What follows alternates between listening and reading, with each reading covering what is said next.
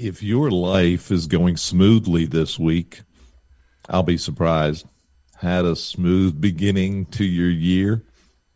How about the nature of life today? I'm just guessing here, but I suspect I haven't gotten a yes from you yet.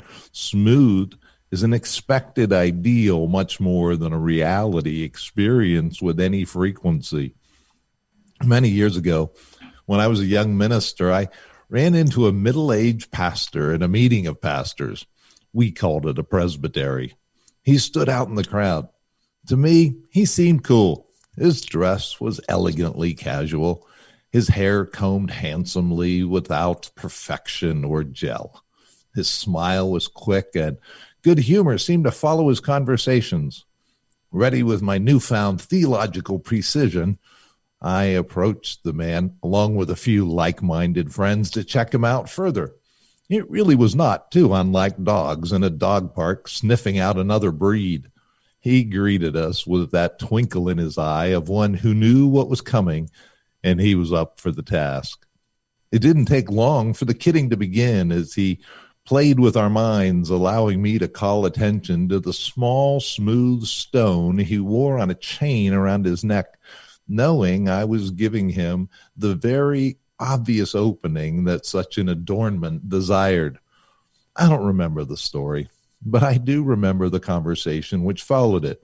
It was about how sin played into preaching. Did he tell people they were sinners in need of a Savior, or did he soft pedal that part of the gospel message? Let me tell you about the people who come to my church, he said. All week long, they are told they are not good enough. They don't sell enough. They don't work fast enough. They aren't charming enough or energetic enough, caring enough, and they don't produce enough for the bottom line. Now, he continued, how am I supposed to tell them they aren't good enough, righteous enough, holy enough, spiritual enough, or godly enough, and expect them to believe we offer anything different from the world? He made his point. Today, we have someone who knows a few things about rough roads, ruts, and pit holes. He paves them for a living along with his over 270 employees. Meet Daren Young for our show on filling in the ruts. Welcome, Daren, to Church Hurts and. Thank you. Glad to be here. Daren, I described you as a guy who fills in the ruts. Would you like to give me a more sophisticated description of your company, Dryco? What do you guys do? We are a pavement maintenance company and a construction company. We have a concrete division, an asphalt division. We also have a fence and iron division, and we cover work in the Bay Area as well as Central Valley. And we've grown it to be one of the better companies in the Bay Area, and it's been fun. Now, I know you don't like to brag, Daren. You're a humble man, but 2020 is going to be remembered for a lot of things. But for you, there's some good things that happened to your company last year. Tell me about that. Yeah, it's hard to understand how this has happened, but in this pandemic year, we've had the best year that we've ever had. And our sales, we just got our numbers finished, and it's almost $81 million of business, which is $10 million more than we did last year, which was our best year ever. And so it's hard to explain, but I know that a lot of it has to do with the customers that are here in the Bay Area. The Teslas, the Apples, Amazon, these companies are still going gangbusters. And we're able to meet, tough schedules with the manpower that we have.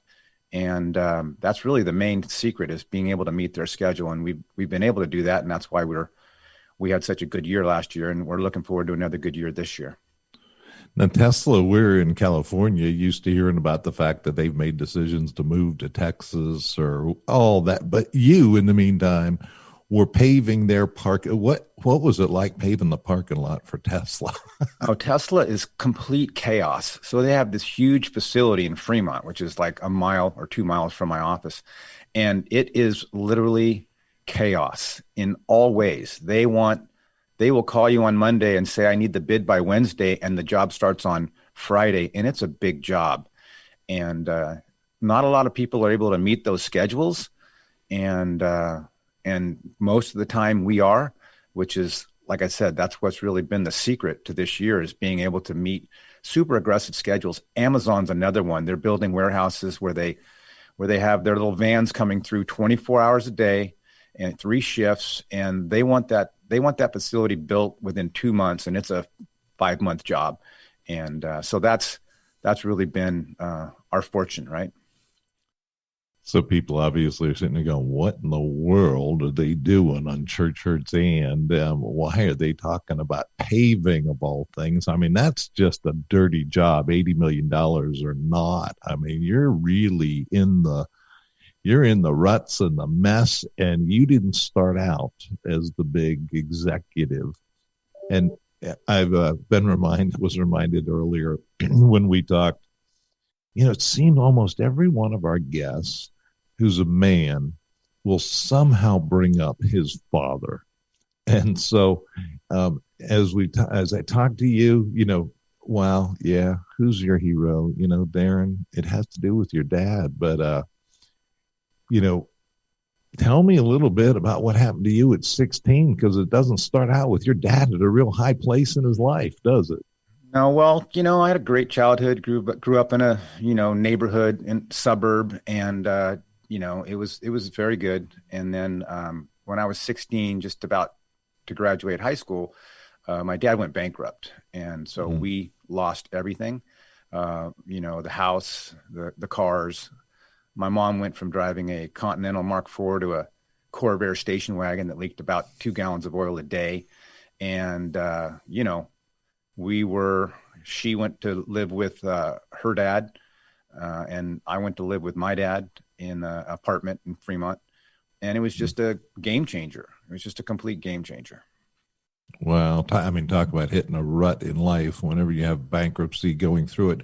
But I'm picturing at 16, that's really in an age where you're still not that much aware of, parents bringing home income and what it means. And then all of a sudden you had to, right? You got to work pretty quickly, didn't you? Yeah, I had to.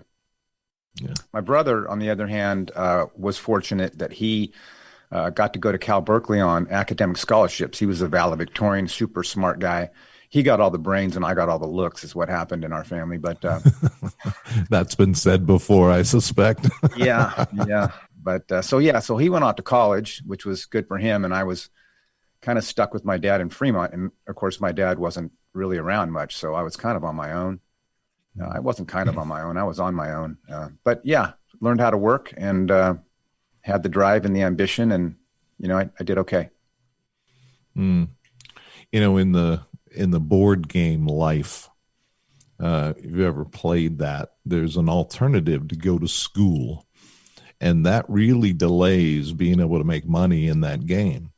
But anyone who's played it much realizes probably the option you ought to go, because there's rewards for the rest of the time. And so your brother got to go that route. You didn't. And somehow what I've experienced is I've just gotten to somehow in my life to know the guys who didn't end up being able to go the school route and be ridiculously successful, but somehow they keep being reminded that that you're insecure, that they didn't go to school. I don't get that from you. You're too busy to be insecure about that, aren't you? Yeah, I never liked school anyway. So I think it was kind of a blessing that I didn't have to go to school. I kind of learned it the hard way. You had a Christian background. At least you went to Catholic church. You learned catechism and that kind of thing. But spirituality wasn't a real important thing in your family through any of this, was it? No. My dad didn't believe for most of his life. My mom was a devout Christian, but she didn't appeal to anybody because of her tact. The way she went about it was beat you over the head with it.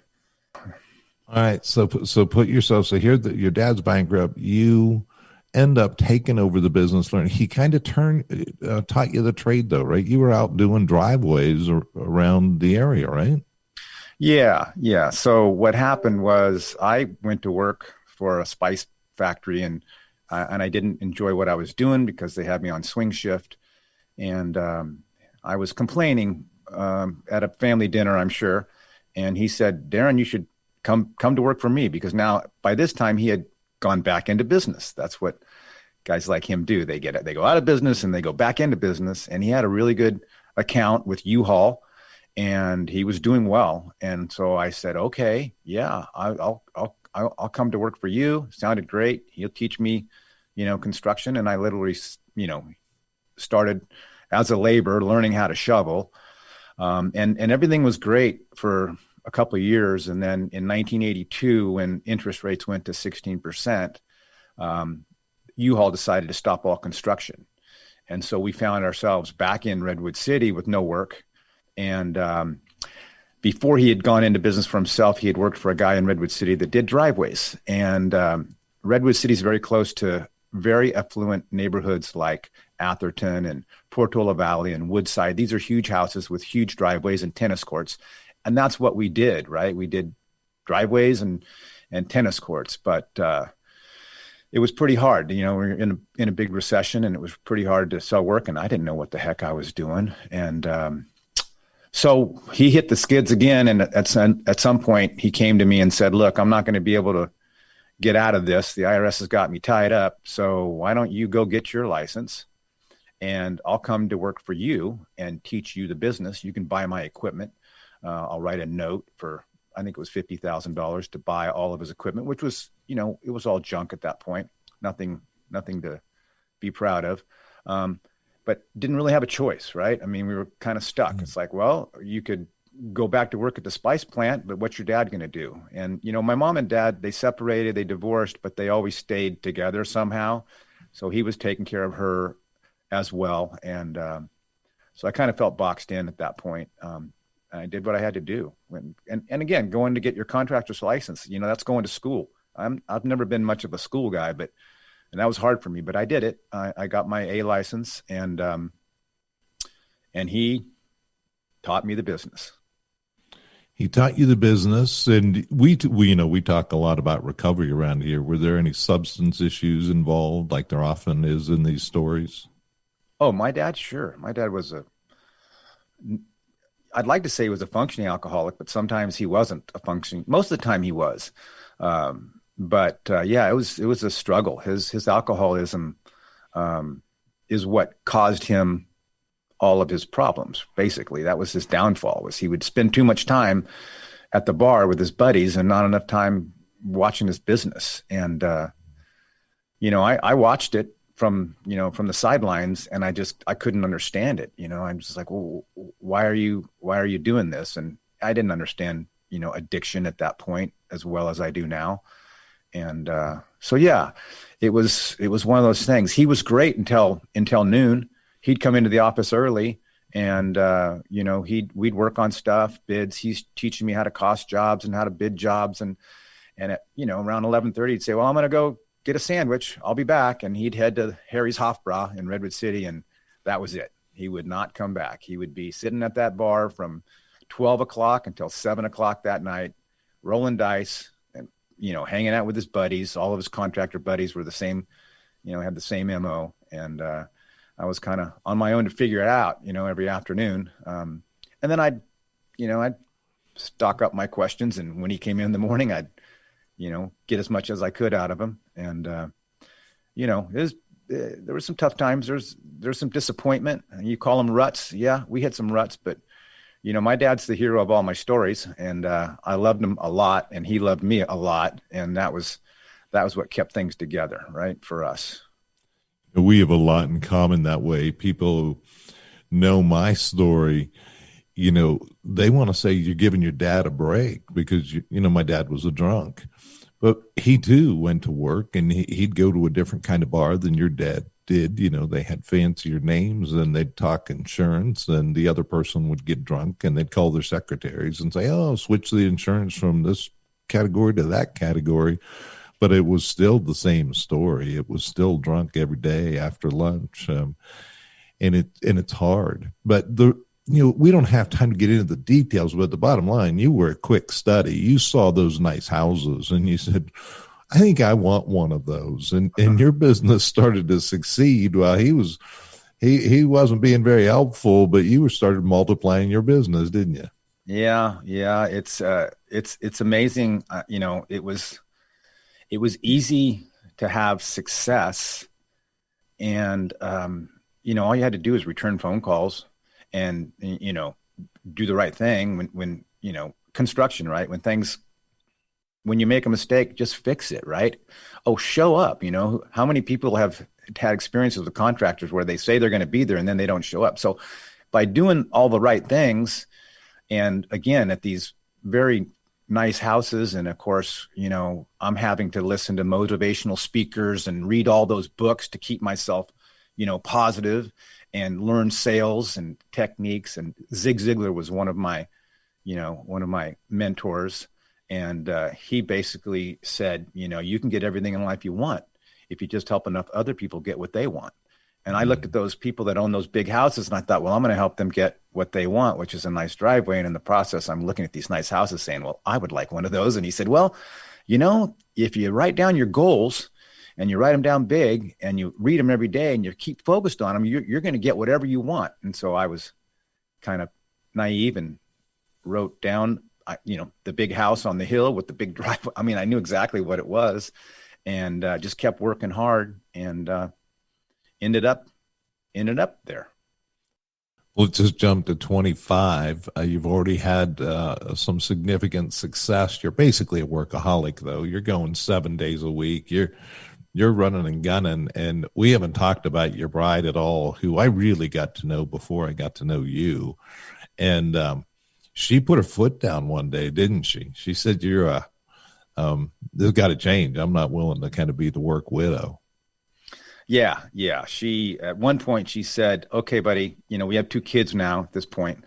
And she's like, you can't work 7 days a week. I need you home on Sundays to spend time with the family. And I said, great. Cause I was tired, I'm like, okay.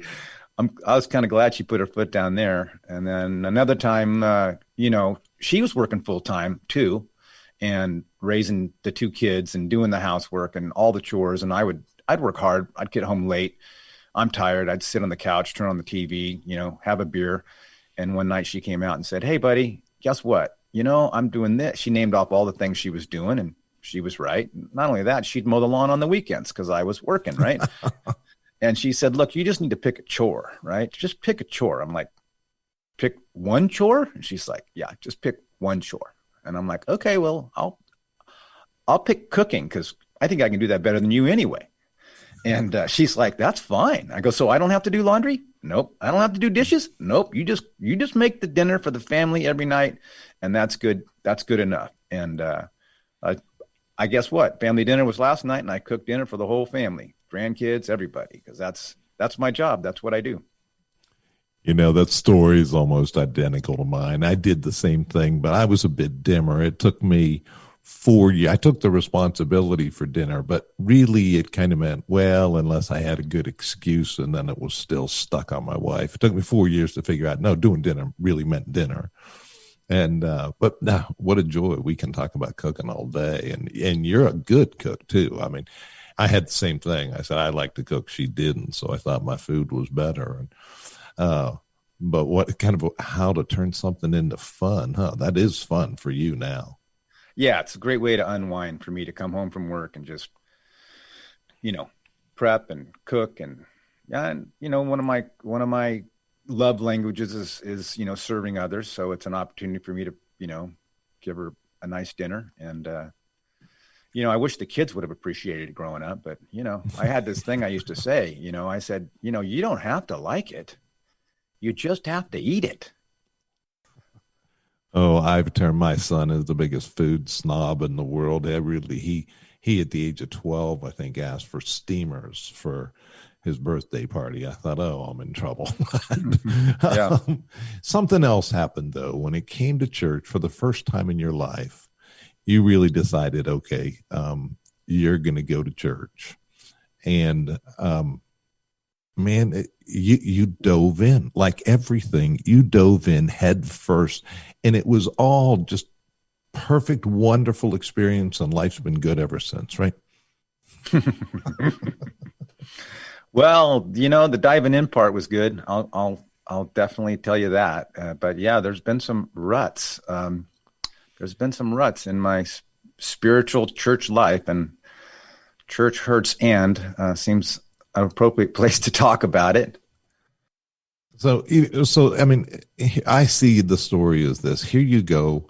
You're the pastor's dream. Here he gets this driven businessman who's really never been involved in church, that's buying it hook, line, and sinker, has a personal relationship with Jesus, comes in the door and doesn't just say, okay, I'm going to help the offering plate a little bit. A big businessman, that's always nice. You got on the worship team, you know how to sing, you're there setting up chairs. This is a startup church that's experiencing success.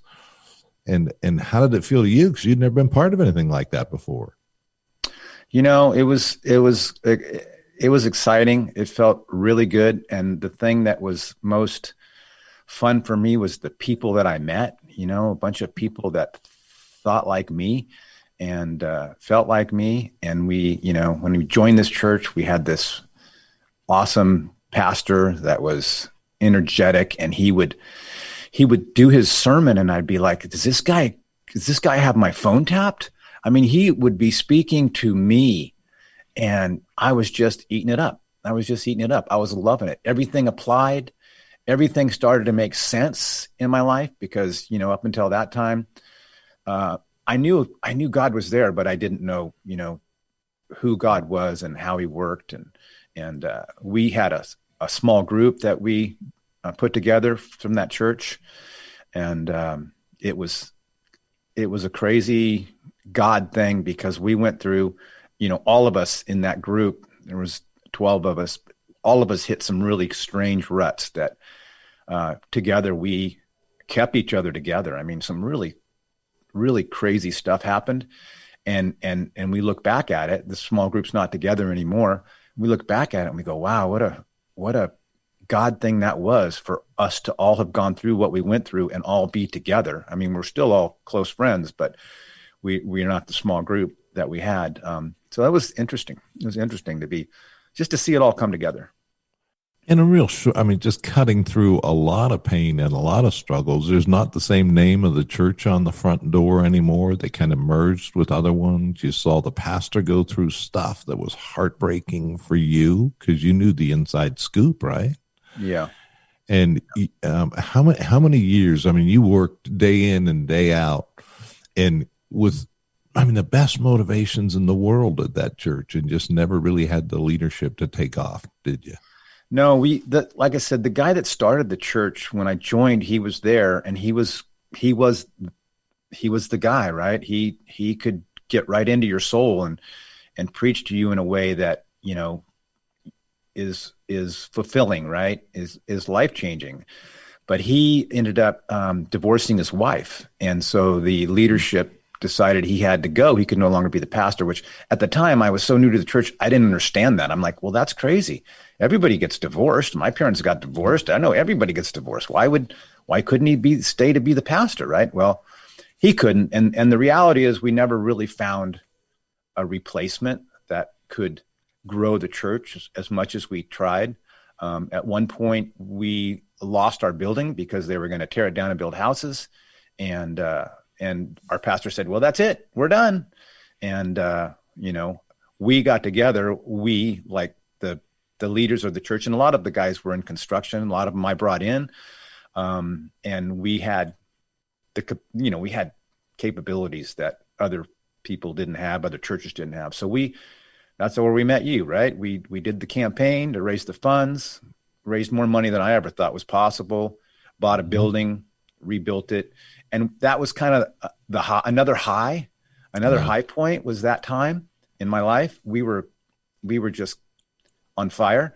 And, but again, that pastor wasn't able to take full advantage of it, and just wasn't, people were just leaving instead of people coming.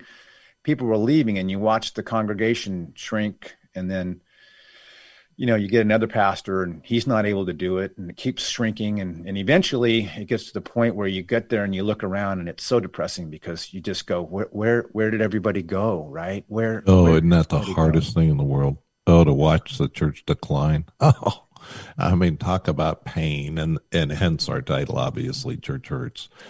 Before I get to the end, one time you were out at the grill and your wife came out and asked you where your 2-year-old, had you seen your 2-year-old? Tell me about that, will you? Yeah. Christmas Day. And I wasn't at my grill. I was building my grill. So I'd gotten a Weber, one of those gas Webers for Christmas. And so me and my dad were out there on the deck in the backyard, and we're putting this thing together. So excited because we're going to cook Christmas dinner on it. And she comes walking out of the back door and says, "Where's Hunter?" And I'm like, "I don't know. I'm building this grill." And she just gives me that kind of disgusted look and goes through the garage, because the garage leads to the front yard, and the front yard's where the street is. And we live at the end of a private street, but still, you don't want 2-year-olds running around out there unsupervised. I got up and turned around, and I don't know why. I looked at the pool and I couldn't see the pool because there was bushes that are covering it. I could see just part of it, and I could see that there were ripples. And I stood up so I could see the whole pool, and I saw my 2-year-old basically floating face down in the deep end, and screamed, "Call 911," and ran over to the edge of the pool. He was wearing one of those onesies, those fuzzy onesies that those guys wore back then. Yeah. Pulled him out of the pool, and I don't even know why. I don't know CPR. I never learned CPR, but I pulled him out. I set him, belly down on the side of the pool, and I turned his head and I pushed on his back, just kind of gently, and water came gushing out. I picked him up. Again, he threw up a bunch of water. He was kind of out of it. And at this point, my wife comes running back in, and she's screaming hysterically. And my mother is there, and my mother, I don't know what she said to my wife, but got her to just calm down. And so she took the baby away from me and, held him to his chest, and he slowly came back to, and it didn't take but a couple minutes for the fire department to show up and check him out. He had, hypothermia. So they put him in the ambulance and took off my wife's shirt and put him on her bare skin so that, it could warm him up. And, that was my Christmas Day. Everything turned out fine. He had a little bit of water on his lungs, but nothing that needed any, he had the hypothermia was the worst thing. But I remember the fire department would come by every year, and my wife would make them cookies, right? And they would say, 9 times out of 10, the story doesn't end this way. 9 times out of 10, it's too late. And so that kid, he's been a few ruts in my life. That's not the only rut with that guy, right? He's a just tell me the short, because you love that boy a lot, and he ended up causing you a little more heartbreak. And it's the last story I'm going to be able to let you tell because our time's almost up. But tell me about that, because that was hard. Yeah. So he just turned 29. Family dinner last night was about his 29th birthday, and he's one of those ADHD kids with, dyslexia, and he's got some challenges, and getting him through school has always been a challenge. Had to send him away to certain schools because he just couldn't do what he needed to do. And then he struggles with addiction. So we've had, several times where that's been a problem. Currently I've got him talking to a therapist that is helping because, the holidays come around or his birthday comes around, and that's when he tends to, lose it. Something about holidays, something about birthdays, and addiction. And those seems to put those guys over the edge. And, but knock on wood, today he's okay. You do more than knock on wood. I asked you about business and what it was like being a Christian in the business world. And you said, in the business world, if you're grounded in Christ, people know it. You're not one of those guys out there with bumper stickers on all your trucks saying Jesus saves. What do you mean by that? People know it. Well, when you have a faith, right, you understand that it's bigger than you, and it's kind of a relief that it's not all on me. God's in charge of this. And so you have a confidence, and you have a need to do the right thing.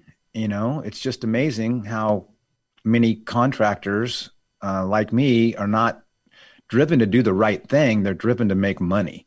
And, Zig Ziglar was my motivational teacher, and he was a very devout Christian. And, I didn't know it at the time, but later on, as he got older, he started to do more speaking of the Gospels and all that stuff. And it all tied together, it all makes sense. And so people know that you're going to do the right thing. And if things go wrong, you're going to take care of it, because things always go wrong. And then my guys, right? My employees, I started at the end of a shovel. I know what it's like to be, people aren't doing, jumps and skips to get into construction. I mean, these millennial kids aren't really looking for a job shoveling asphalt or troweling cement or building fences. And so, it's hard work, and I appreciate what these guys do. And they know that I appreciate them. And they're also, we're 95% Mexicans here. And they're based in Christ as well. They're family-oriented men that have faith, most of them, and they just appreciate working for somebody that really cares about more than making money, right? It's not about making money. It's about making opportunity for the guys that work here. The money will come, right? Yep. You just have to have the right attitude, and it shows. It shows up. Well, Daren, I wasn't going to say anything about this, but I'm going to say something as we close. Before I do, you saw me in the midst of work after I'd left the pastorate, and then you saw me at my bottom when my life was just caving in, and you didn't give up on me. And that's kind of just, I think, a lot of who you are. But when I asked you to come to this show, you asked me, why me? And went on to express confusion as to what you would have to offer. I was not aware of your record-breaking business in 2020. I didn't know the story about Hunter almost dying at the bottom of the pool. I just knew that Daren is the real McCoy. He lives his faith in the hard times and in the good times. His Facebook page is filled with active pictures of him on skis, water, and snow, visiting beautiful places with a grinning wife or at his side, maybe a new litter of puppies, or on a horseback ride. Daren indeed does a good job at having fun. But Facebook isn't reality, is it? We don't post pictures of the quiet moments in depression as we agonize over the employees who could lose their job if we make a mistake. We rarely hear successful people talk about their doubts and insecurities, failings, and depression. Life is hard, and decisions need to be made often at the most inopportune times. Many people today are experiencing a time that seems very unsettled. The pandemic has been a punch in the gut. Political unrest and controversy have reached new division levels, sparking conflict in families and personal relationships few of us have experienced before. What direction are we to take? What will the future hold? One of the most outstanding leaders in the history of the world was in such a time when he stopped and took stock of the people he led. He summarized all the worldviews which had competed for their allegiance. And then he revealed his decision.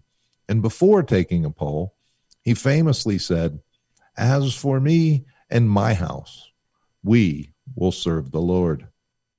But what if this happens? Or what if that happens? What about sickness or financial ruin or death or paralysis?